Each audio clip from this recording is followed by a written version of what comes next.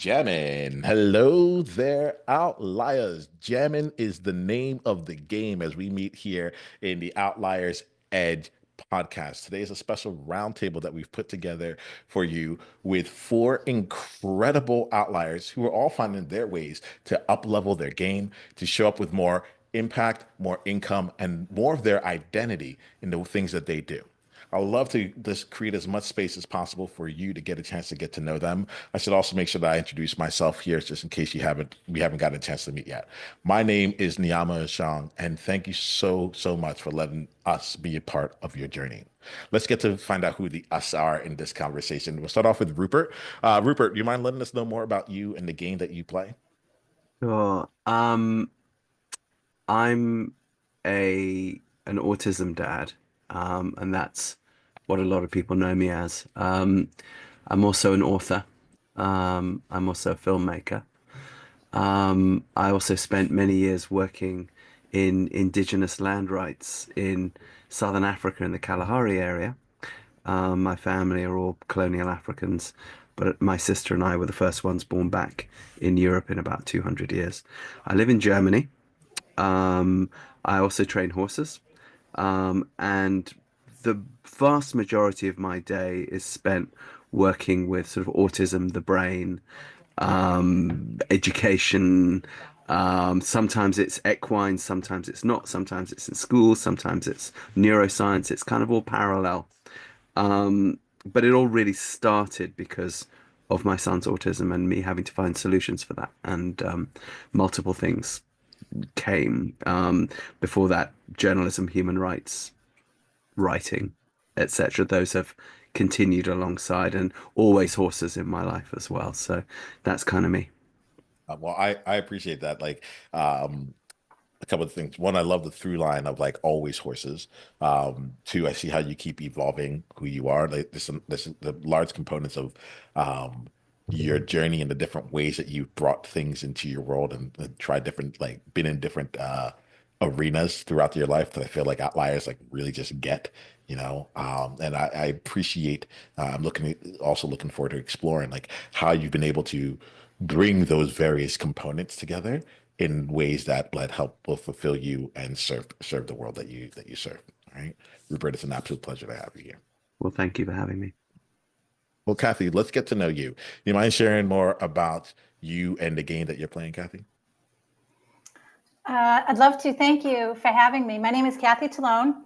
Currently, I am in Costa Rica with my two sons, 11 and 17, along with my husband. We moved from the United States about 3.5 years ago.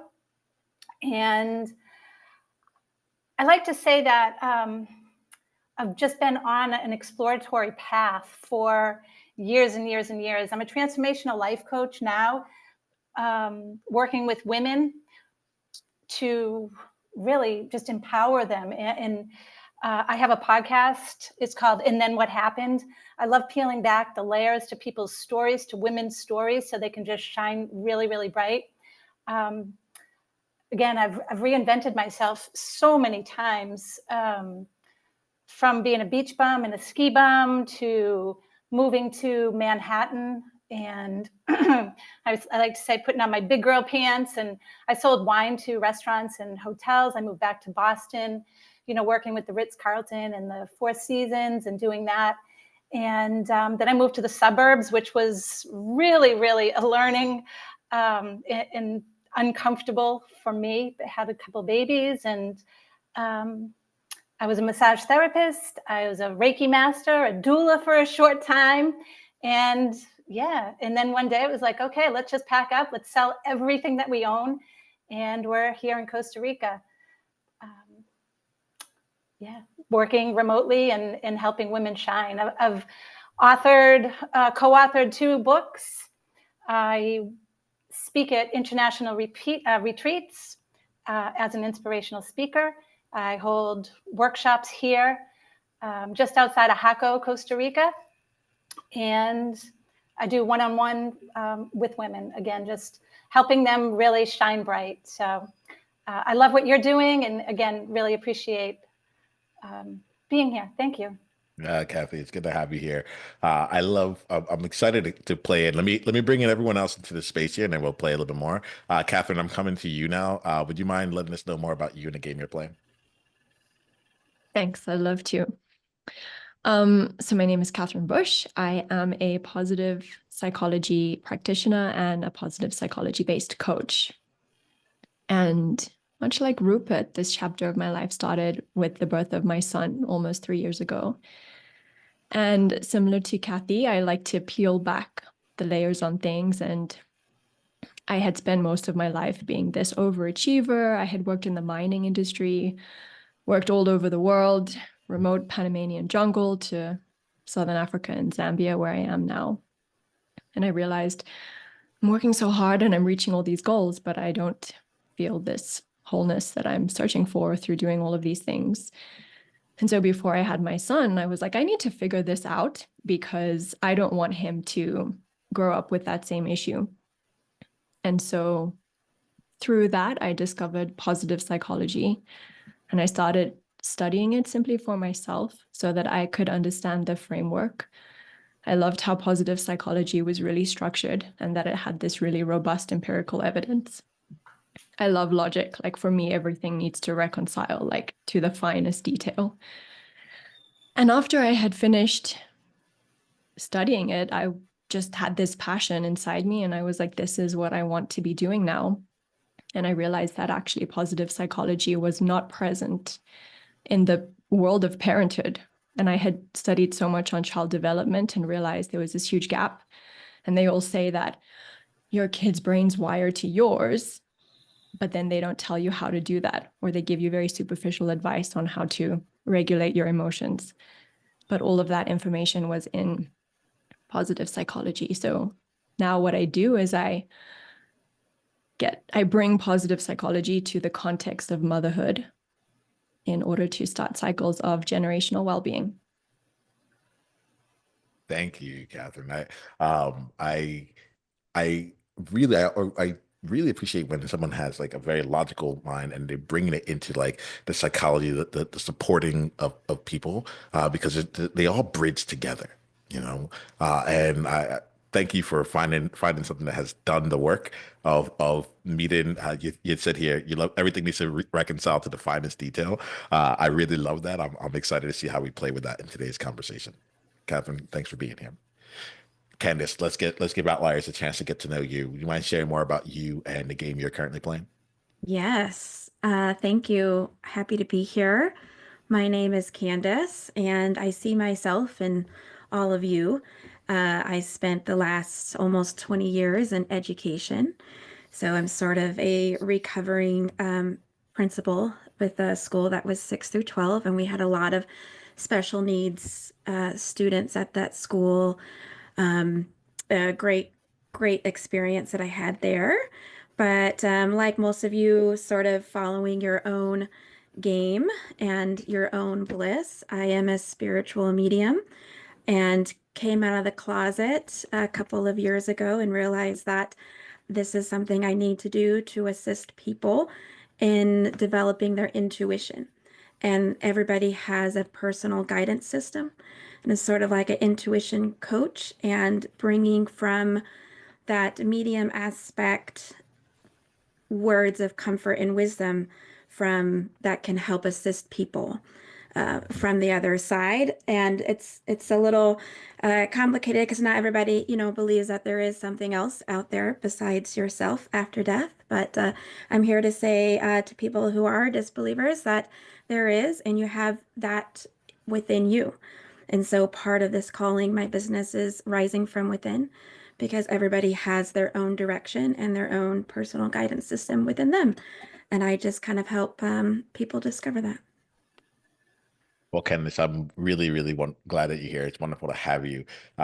As you all are talking, themes emerge. So, Outliers, if you don't know this, if you haven't picked up on this, we bring each guest into the round table, and we allow the conversation to naturally evolve from there. It's very emergent. And what's emergent for me right now is like a a, a desire to see how you build something from nothing, right? And how you continue to make something your own. So each one of you talked about something that you're doing that is established and like is rooted in something in very different areas, but you're finding ways to make it your own. And so Rupert, I'm going to start with you because I feel like there's some elements in there. I get curious here around how you've taken your like life experiences and the things that you learn and translate that into your own kind of like intellectual property, something that like it's like, oh well, like he's the autism dad versus like, oh he's just Rupert. What do you do with that? Just to be clear, when you ask about intellectual property, do you mean uh, publishing things or establishing concepts as businesses, or do you mean something else? What do you mean by that exactly? Oh, I love that you asked for the clarifying question. I think I mean almost all of the above. I'm just kind of curious about how you Mhm. create because like the spaces here, people here have multiple domains. They're like, I've written a Yeah. book, I've done the podcast, and I have courses that I send on it. So it's not one or Okay. the other. It's just kind of like how do you create your world and with your own Well, uniqueness? I think like everyone, it's sort of organic, but I'm a freelancer um, to the core. So I started life as a freelance journalist, and what that meant was after university, I watched my friends largely go into what in the UK we call the city, which means the financial district of London. And I knew I wasn't going to do that. Um, and I knew I wanted to be a writer. And I knew coming from sort of Southern African parenting, adventure is just in the blood. And I'd always been a horseman, but I hadn't come from money with horses, so I'd had to find my way in kind of through the back door. And if you do that, you end up on the professional track in your teens because if you have any talent, you're the one that horses are presented to you that are problematic because you're made of rubber and you bounce, and you sort of learn the trade. So by the time I came out of university, I knew I wanted to write and I knew I could train horses ish. So, and I was also in love with a girl from Canada. So I thought, let's go to America and become an illegal immigrant training horses in Virginia because that's what English and Irish boys can do. And you can always get a job under the table there. So I did that and thought, well, I'll go on up, work my way up through New England and into Canada and get to my girlfriend who was equivocal about me at that point. So I arrived in Canada, she dumped me. And then I thought, well, all right, it's winter, I've got no work permit and no money. I can either go back to England or I could sort of take the adventure. And I thought, well, that's a clear choice. So I shoveled snow and I lived in a museum, sleeping under a glass case full of sea turtle skulls, actually, for a while, and just sort of lived on my wits for a bit. But I started publishing small pieces, both for the equestrian press and also got involved in indigenous land rights because I'd always been interested in that because of my family in Africa. My family's quite political. Not all my family's white. They've been out there since the very early. So in South Africa, some of my family were like architects of apartheid, and some of them like the real devil, and some of them were in jail fighting against apartheid, and sometimes that was within the same immediate family. So I grew up with fists being thrown across the dinner table, and so I heard of a struggle by the Cree Indians up in northern Quebec to fight off a an attempt by a government hydroelectrical company, Hydro-Quebec, which was going to flood an area the size of France. And this was going to cause the Earth's crust to shift in that area, which was going to release a lot of mercury from the bedrock and do a lot of contamination. And this had happened actually in a small way about 20 years before. And the Cree had rather cleverly gotten a settlement from the government and used that money to send a lot of their kids to law school. So when it came around again, they were ready. And I realized it was a big story in Canada, but no one in the UK or Europe was reporting on it. But it was so I got myself up into northern Quebec and I got that story and I managed to publish it in London with a paper in London. And this is me. I was homeless, literally when so I was sort of trying to pretend to be this, journalist, but I really wasn't. And but anyway, the story got published, and the Cree actually subsequently won, and that made a real impression on me. That, oh my gosh, you can really do things against the odds. So long story short, I became a guidebook writer and general freelance journalist in the UK. I wrote, if you can think of a publication in the UK, or BBC stuff, or but I've done all that. Yeah. And then I was in India, living there, writing a guidebook and reporting on things, and met an American lady. Fell in Before you love get with into her. that, I wanna pause it real quick here Mhm. because like there's a couple things that have come up for me even as you come Mm, in. One was how you started out this part of the conversation. You're like, I'm a freelancer to my core or to the yeah, core. I come And from a long line of freelancers. Yeah. I could feel it. I could feel it. And Outliers, like what I want to call in here was is how he owned his outlier right now. Right. It was like from the very beginning, like you gave us the frame in which to see you. We're all getting to know you, right? I'm And basically unemployable. yeah, That's yeah. my thing. Yeah, yeah. Right. Like you're a good company when it comes to that.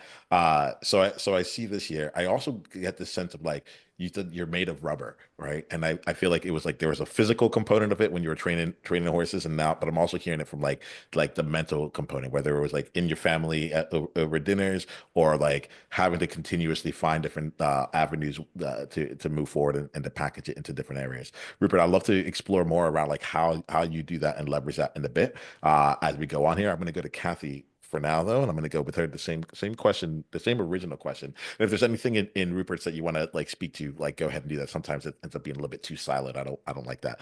But I want to call in. I'm curious about you, like how you've used your past to inform the not just the work you do, but like the actual like curriculum or the ways that you go about doing it. What are some and like I would love to hear like what are the unique things you do where you're like, oh yeah, this was actually just me when I was 7 and I just never stopped doing that. Yeah, well, I always consider myself, I mean, an outlier. Perfect, right? This is completely perfect for me. I actually wrote a chapter in a book called Outside the Box because I've always seen myself living outside the box. One of my stories, and I wasn't 7, but maybe I was in 6th grade. And it's one of my kind of strongest memories.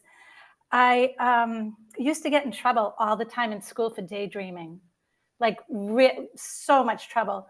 And my 6th grade teacher brought me out into the hall and she was yelling at me. I got so nervous, I had a panic attack and threw up. And looking back, I mean, the way we have memories, of course, is from, a high emotional or a low emotional event. And that was such a high emotional or a low emotional event that I threw up. And it just reminds me so much that there was a time, and probably still is, that we're angry at our children or ourselves, and we really disencourage people to use their imagination and their creativity and daydream. And, I was always in trouble in school. So I bring that into what I do right now. And it's just like, we need to daydream. We need to create this vision of what it smells like, what it sounds like, what it feels like, like we can all have goals. Those are action steps, but what do we really, really want in our life? How can we step into this dream of ours?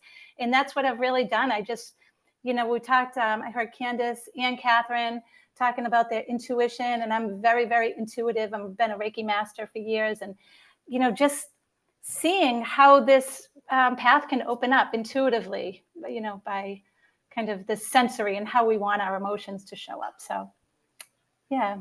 Yeah, that's really interesting. Like you bringing the sensory, I hadn't really thought about that. Of course, like when you brought up the sensory right after talking about that experience, my mind took me like to experiencing more like the breathing and the smelling. I was like, I don't know, I don't, like it got a little bit too real for me right Oh, there. gee. Because, yeah, I get that. But I really I haven't heard this kind of take here. And really just like if like accentuating the entire experience around it all beyond just like setting it out and writing down as like here goes a milestone of what I want to hit at some point in time here. you got me now thinking, Kathy, and I'm going to bring this out to you, Outliers. You brought in like the high emotional or low emotional events that create these memories here. And I'm someone who often thinks to myself, well, I don't have, like, my memory's not that good. And as you're saying this, I'm like, oh, is it just that, like, I'm not having high enough or low enough, like, emotional events here? Like, is there a way that I could create more of that in my world? And so, Outliers, if you're thinking back to yourself right now around something, I guess it's almost like, what would be a high emotional event that you would want to create a moment from? What's something you can do in a positive way that like supports your clients in a way that gives them a memory that they may not be having here? Kathy, I'm glad you brought this in. You're getting us like kind of flowing here. I just said the word positive, so now I want to come to Catherine. Catherine, so if I'm getting you right, you've taken something where the positive psychology, there's structures, there's things in place. It's it comes down and it works out. It's been able to be calibrated down to the core, and yet you still found a way to apply that in a new context, or in a different context here. So I'm curious for you, Catherine, like how you have evolved, or how you take the experiences that you've had and then apply them into the mom context in the work you do.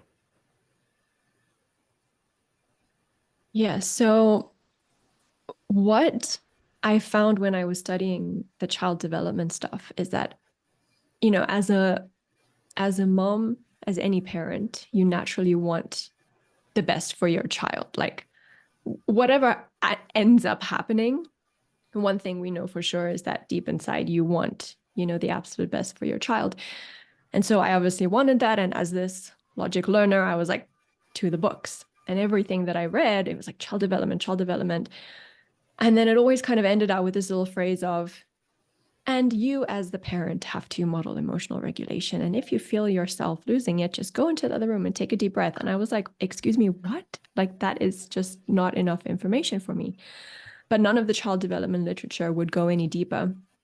And it was kind of by chance that I came upon positive psychology, because I had been, and this is kind of how my past also affects what I'm doing, because I had been in therapy for about 3 years after I had hit total burnout, reached all my goals, and was like, I don't feel happier. Something is going wrong here. What's going on?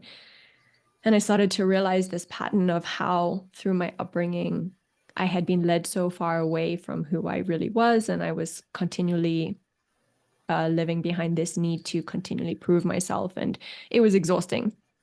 And once I had worked through everything therapy-wise, I got to a point where I was like, well, now I know why I am the way I am, but I'm at this neutral point and I don't actually know how to change and be happier.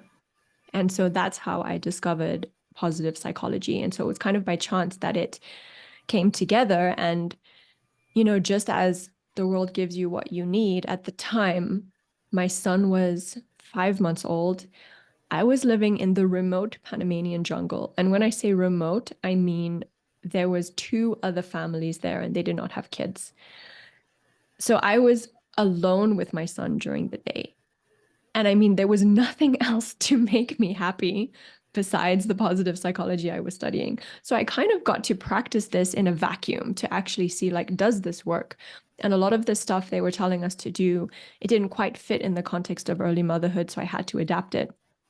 But I found that I had been happier than I had ever been before. I was so calm and centered. And that's where the idea came. And originally I had thought of this program and that I wanted to teach this to mothers. But the more I work with women, I've actually realized that I feel like we get bombarded with so much information all the time that the more powerful service to offer is purely the coaching and just that space for women to be seen and to go to the deeper level. So now I feel like the most important thing is to just have that open space to witness what mothers are really going through and to reflect back to them the best version of themselves, as opposed to try to teach them something. So there's a couple of things that are really interesting, especially that element of like reflecting versus teaching. Like I think a lot of times we get into this space of like, oh, I have to go in and teach something new. I have to be seen as the expert. I have to like be an authority on this here. And you'll be able to find a way to like actually bridge that into reflecting. I'm curious. There's an element of this. Actually, I think I'm going to go to Candice because once I go to Candice, I'll just like really open this whole conversation up a lot. So I'm going to go to Candice first, but I am really curious about like that component of like stepping out from what most people see in terms of being like a teaching authority, all that kind of space, and then moving yourself into a place of like, actually, I'm just going to be like kind of open in here, right? Um, Candice, like you talked earlier around like you have like 20 years of experience in education, and then like and now you're not doing that. And Catherine just mentioned that she moved so far away from who she really was, and it made me think about you and like you bringing all your gifts to the table. So the first question I have for you, um, I think it really comes down into the space of you had been known for decades as a certain way, and then you and throughout it, it's like you still had all these skills, but they weren't coming out. These gifts and skills weren't coming out to the table in as like overt as a process. Talk us through, if you don't mind, share with us how like your process to allowing that out in the world. What were some of the benefits that you saw of it, and what were some of the costs that you experienced from it?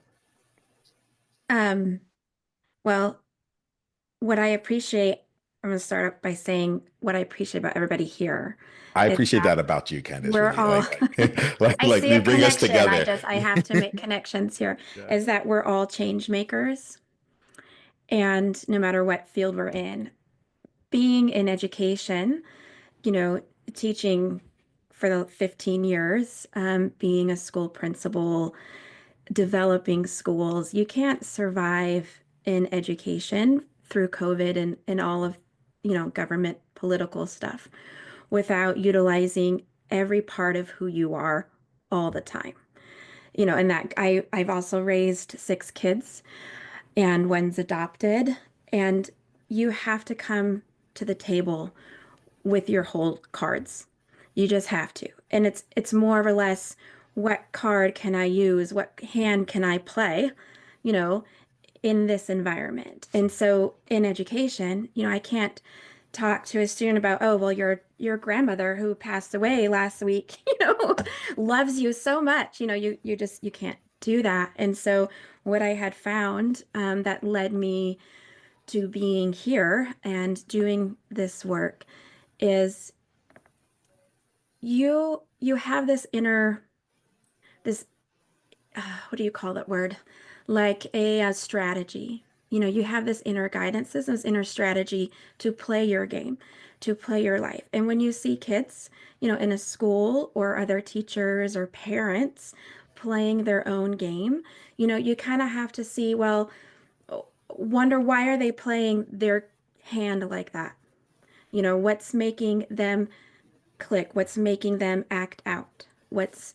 How is that going to play? And then you just utilize from within your own strategies. I mean, we all had to survive some pretty crazy things in our lives, every one of us here, and your audience too, or else they wouldn't be listening to this podcast. And so you got to kind of dig deep and wonder what would work in this situation. When I was teaching during COVID, it was extremely the hardest year of my life, teaching during a lockdown, but it was worse after we all went back to school here in America, and seeing students in trauma, seeing students not being able to process what is happening, no matter what age level you are, whether you're a kindergartner or infant on, there was trauma that was involved. So how do you get a kid to learn, and what should they learn in education after that? So, you start to pull from your own inner wisdom. And for me, I had to write it all down. I had to write, I had to put it in words that those that know me in education, can agree to. And so like I wrote it all down, and I'm putting together this book, my first book, The New Human Curriculum, and to really see, what can we do as change makers to move the needle, to move the needle to a better world. and we all play a part in doing that. I appreciate you bringing this in here. Like, y'all have lived, like, you have such storied lives in the way that you see things here. And I think where I'd like to play a little bit further here is this is not open for everyone. Just unmute your mics. Like, let's just bring this in here. We have some outliers right now who ask themselves the question, like, um, okay, I'm hearing how everyone has their background, their experiences here, and I'm trying to see for myself like how I can like take my game up to the next level. And I'll be kind of curious for you all here if some of the things that you're doing right now that you feel really challenge you, that make you say like, hey, I know where I was beforehand, but now when I'm this thing that I'm approaching really feels like it's a whole new like a much bigger game. Catherine, I just saw you unmute, so I'm going to come to you first on this one here. But like, would love to get some of that in the mix here and just help us see some of what you are creating right now. Yeah, I love that you say, what game are you playing? Because I think at the moment, my biggest thing is actually that I'm trying not to play the game, trying not to play this damn game, and particularly around the digital marketing. So because I live remotely, my business is entirely online. And what I have found so off-putting is, how do you fit something that is so big and expansive and deep and your whole self that you're trying to bring in to this 15-second tell me your problem statement in 80 characters or less? It's just totally incongruent to me. And the problem is that the more that I try to fit myself into the mold of what the digital marketing says we should do in order to connect with the people who need you the most and who I feel like we both need each other, the less of myself I'm bringing to the table. So the logic is not, it's not adding up for me. So I'm trying to find a way to circumvent that. How do I put everything out there so that the people who need to resonate are resonating with the real me, not the 15-second clip version of me? That's what I'm struggling with. Curious, like, have y'all experienced that? Like, I'm like, as you're saying, I'm like, I'm nodding big time. Yeah, yeah, Kathy, what you got? Yeah, so what I've realized and what I've noticed a lot, I'm in many different women's groups. I'm in a mastermind group. I've hosted my own mastermind group. So what Katherine is saying is like literally like what everyone is talking about constantly, right? During COVID, and Candice was talking about, COVID, and I believe so many people were working at home and they got creative and they said, well, I can work from home and hey, let me be a coach or let me be some type of helper. And right now, what I'm finding in my space is that it's very crowded. So how do you get the word out there, especially when you have, you've almost been doing it before everyone else, and so how do you do that? It's very difficult, right? Because you don't want to just continuously self-promote, or you don't want to, maybe someone just came into the space and they're really good on Instagram in the reels and all that. And that's what everybody really loves right now, is kind of that visual, like, artist. And, oh, if they're talking about self-help, well, I'm going to be, drawn to them because of the content that they're putting out, but they may not be the best coach. So I think, Katherine, maybe if that resonates with you, that's how I'm feeling. But then again, it always comes down to, well, I need to work on myself and I need to figure out what my personal blocks are so I can show up, because I have a community. I want to give my gifts to my community, and that's difficult. But this is the work, and this is what our work is, because if we want to be of service, then we need to figure it out.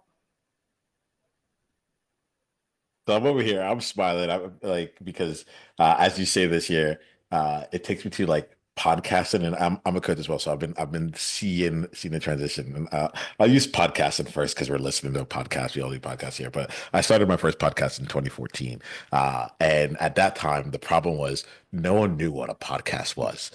And then like I attribute it to Serial from NPR. I'm like I feel like Serial was like the inflection point, and then everyone's like, oh, I love podcasts, and then later on they're like, I have my own podcast.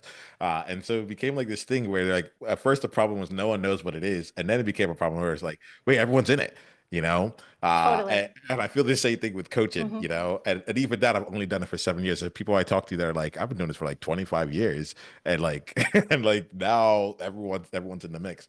So I think I like that you brought this in here. What's coming to me is what is the position the thought process of mine is like what's the position of power, what is that, and what I mean by that is like if we not like an artificial thing, but like what's the gift in our experience right now. I'll be curious how y'all are actually navigating it. Like for me, I'm excited that there's more coaches out there because I'm like, great. I don't have to explain to you the benefits. I don't have to explain to you the what like you're already sold on so many things. Now I just have to see like, do we work together? Like, is there trust here? Do you like this process? But like the heavy lifting of like, I promise you, if you talk to me, like your life will change. Like that part's been covered. You know, people get that that happens. You know, now it's like, but can you change my life? I'm like, oh, okay. That's a little bit different.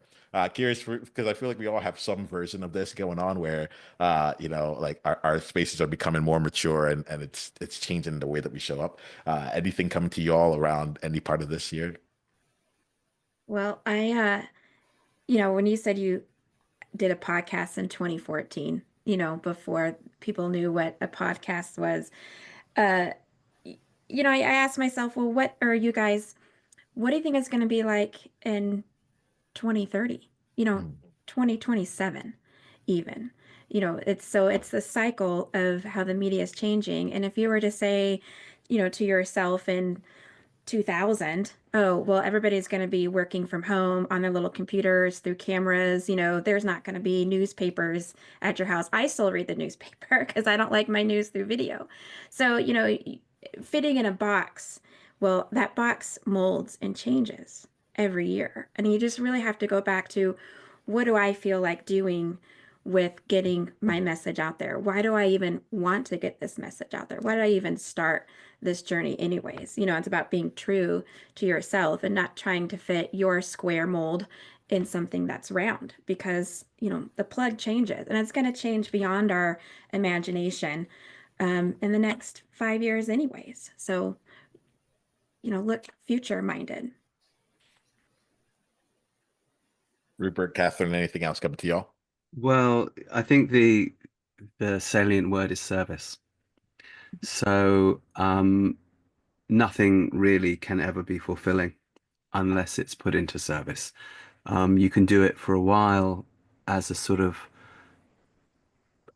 learning of an art, which has its own merit. But unless that art gets put into service, it will stagnate. So I think that when people worry about reaching an audience or reaching their fullest potential and so on, I think that sometimes that's just a reaction to having been told that's what you have to do.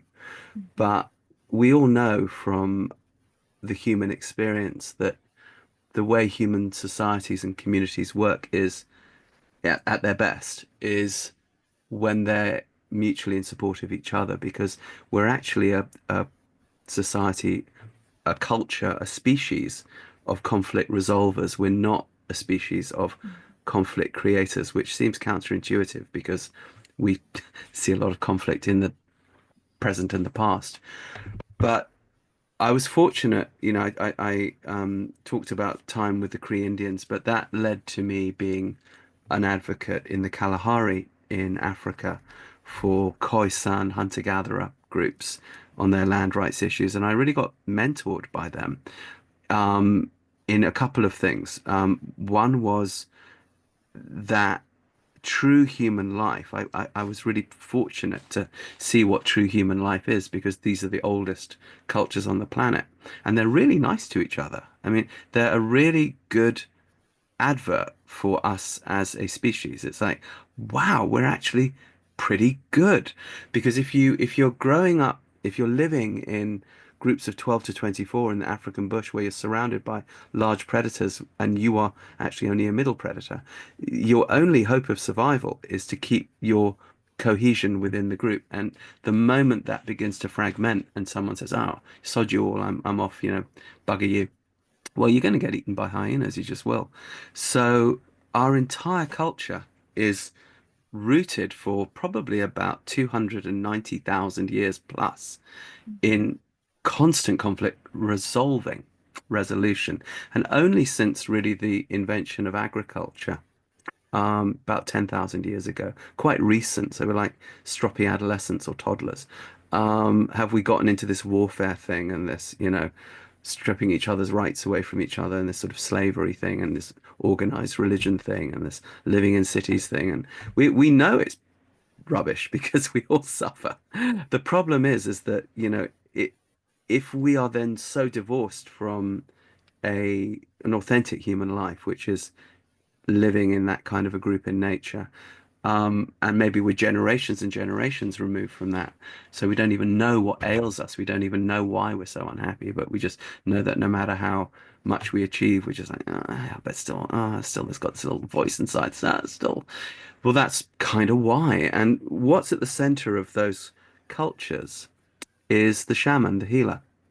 And, my son being autistic, I noticed very, very early, even before I was an autism dad, that the healers in these communities often exhibited neuropsychiatric differences. And these actually were the job qualifications, because they were considered to have such emotional sensitivity that they basically already had one foot in the spirit world. And whatever one thinks or doesn't think of that sort of shamanic practice, what one can say is that the people living in these areas so far from any kind of Western medicine, they might have to walk 5 days to find it. They'd use it if it was there for sure. They're not, they're commonsensical people, but it's often just not there. So they fall back on their spiritual technologies and their plant technologies, and they all live to be about 90, and they smoke like chimneys, and they drink like fish, and they frankly bonk everything in sight and don't die of AIDS. And you think, well, what's going on? And then when you spend time with these people, you see things that you just cannot explain. You see cancers pulled out of people. You see all that stuff. And if you talk to anyone who spent any time with any kind of hunter-gatherer groups, they'll all have these stories. So when my son was diagnosed, because I was in service already to these people, and I was observing how they parented and how the kids were just always on them, because you're not going to put your little protein ball down on the floor of Africa where there's hyenas wandering around, because everything's tracking you, wondering what's for lunch. You're going to have that child on your body, and you're going to sleep with that child. And when that child cries, you're absolutely going to respond. You're not going to put that kid on the other side of the hut to cry it out, because hyenas will come in and eat your child, and you won't even wake up. They're clever hyenas. So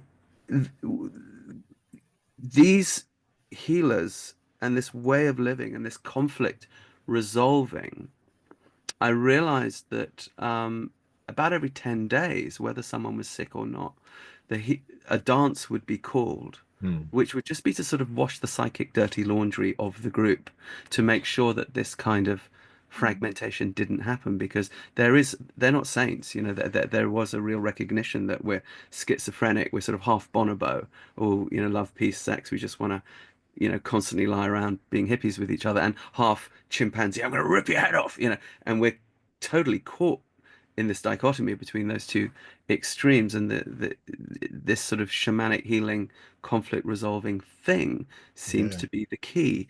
So when people are worried So Rupert, about, I'm going to come in really let me quickly. just finish 1 second, and then Yeah. so when people worry about how to put their thing into social media, or make their business more successful, or whatever that is, the message is, don't worry about that. just simply put it into service. And if you put it into service for conflict resolution, you just enter that river and the rest will follow. Okay, I'm done. Firstly, I think you're a phenomenal storyteller.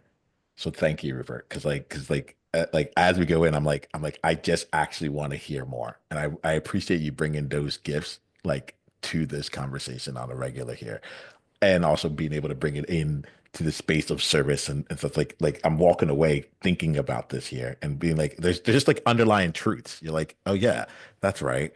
Like social media Now, wasn't who even are around you like that putting long. your Like, gig into service to yeah. on the wider level? That's really the salient question. Anything and everything else will follow from that. I love this. And like it's something I'm going to take into upcoming conversations here because it'd be good to just like change the nature of conversation or at least open up the nature of conversation. Y'all, we're at our time for today, and so what I want to do is make sure the outliers have an opportunity to continue on with you. Outliers, like let's play in this space of like looking out for each other. And my ask here is that we have this project that we call the one person one conversation at a time initiative. So if there's someone in your world right now who could benefit from this conversation, my ask is that you share this episode with them. Let them know that you're looking out for them. Right. The key here that I would also say is just that like you can go and share this in many other ways, but like I think like they just get back to that original grassroots elements of like let's just be with each other and sharing the gifts from there. I think it's really going to go really far. So we're going to wrap up our conversation. The way that we're going to do this here is that we'll share one insight you got from the conversation, if we got one at all, and how outliers can continue down the journey with you. All right. So if you don't mind here, if you can share like an insight you got from the conversation and basically the way that outliers can continue down the path, we'll go from there. We'll start with Katherine, then we'll go to Candice. So Katherine, you mind sharing with us? Yes. I had an amazing insight listening to you, Niiamah, you, Candice, and you, Rupert. And it all just kind of came together so beautifully because Niiamah, you said how the best thing for you is that with the coaching, it was bringing more of yourself to it. And then Candice, you talked about the future in 2027 and how what I got from that is that people need to go kind of like deeper within themselves. And the image that I got is that all of us have these qualifications, and the old structure was qualification was kind of at the top. Whereas I feel like now it's turned on its head. Like qualification is just this thing at the bottom, but who you are as a unique person is actually what is expanding at the top. And the thing about coaching is that, Niiamah, like you said, you find your people, and there's certain people out there whose souls will only light up in a certain way with me and vice versa. And it's that idea of resonance. And Rupert, when you said this idea of being a healer and this conflict resolution, and I feel like when we resolve that conflict within ourselves, we then kind of become these healers, and we get that from kind of going deeper. And through doing that internal conflict, through addressing that, you can then start to go out into the world and go back to our roots of being these conflict resolvers, from kind of just bringing this unique openness. So it all just brought it together so beautifully for me. I just need to keep being myself, and the people who need to find me will find me, and the people who I need to find, I will find them. So thank you. Thank you, Katherine. For those of us who are listening and we found you, we're like, Katherine, we found you. How do we go deeper into your world? Sorry. All So you right. go deeper into my world by going to www.katherine-bush.com. Awesome. All the information will be there. Thank you for being you, and thank you for being here. All right. Let's go to Candice and then Rupert. Yeah. Well, thank you, everyone. Kathy, Rupert, Katherine, and Niiamah, and the audience. I believe that we all are worthy of fulfilling all of our dreams. And to piggyback off of Rupert, it is about service and loving one another. Because when you are connecting with another person, or you're connecting with a tribe of people, it's really within that community that we can utilize our gifts and our talents for the other therefore utilizing it for ourselves. Because everything that you give out, whether it's a hug, you know, or a conversation with someone, letting someone know, hey, it's going to be all right. You know, there's hope. I mean, whenever you are doing that for others, you're really reminding yourself of who you really are inside.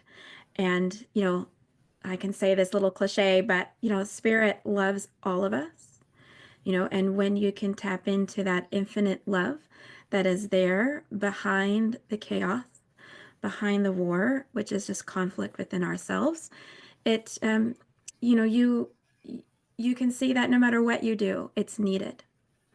And so I would just like to thank everybody here for being the change makers, for using your gifts, whether it's for that mom, you know, that you're meeting that also has a 3-year-old, or, you know, helping that woman from a domestic violence situation, Kathy, I don't know, like love themselves again and love beyond their trauma, or even just Rupert on a larger scale, working with the indigenous population. I grew up on near the Hopi Nation in the Navajo. So, you know, I felt that need to assist the land for its betterment. And, you know, Niiamah, you're bringing all of us together to play a game that is that we've already won, right? And we're just here learning how to move our own piece through this board until the next time. So thank you, everyone. It was a wonderful time. Thank you, Candice. If you can let us know how we can dive deeper with you. Yeah, I have a website called risingfromwithin.me. Awesome. Thank Yeah, you for and being here. I have a book on Amazon for kids. I see there's some parents here. I wrote it during COVID. It's called Insect Heaven, and it's on Amazon to help destigmatize death. And so that's on there to read to your young ones too. Well, I appreciate you. Mhm. Rupert, let's go to you. What's an insight you got from this conversation? And then your contact, and we'll go to Kathy, and then we'll wrap for today. Okay, well, the insight was how nice it is to see people involved professionally in the world of kindness on the web. I mean, everyone here that's what you're doing. So hats off to you, because we often are told social media is such a negative thing, and of course, it's only what we want it to be. You guys are absolutely bringing loving kindness to that. So that was lovely. In terms of if people want to dive deeper, it depends what they want to do. If you're an autism parent, or a professional, or working in special needs or education or anything like that, you might find it useful to go to our website, NTLS. That's N for November, TLS.co,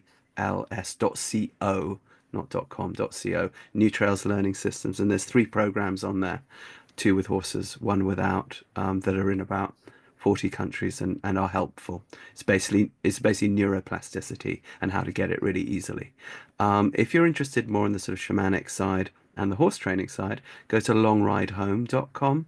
You'll find that stuff on there. And if you're interested in the story, there's 2 books, The Horse Boy, and the long ride home. And in the long ride home, actually, Candice, I tell the story of how the Navajo were incredibly helpful to me, and also the Hopi, and also the San Bushmen, and to my son, had some amazing experiences there. So thank you on behalf of that land too. So that's how you find me: ntls.co, longridehome.com, the Horse Boy, the Long Ride Home. Thank you so much for being here, Rupert. Thank you for sharing in this space. And then Kathy, bring us all home today. Well, thanks again for putting this together. I love this conversation. I feel like we're all just right here, like everything that's going on in the world right now.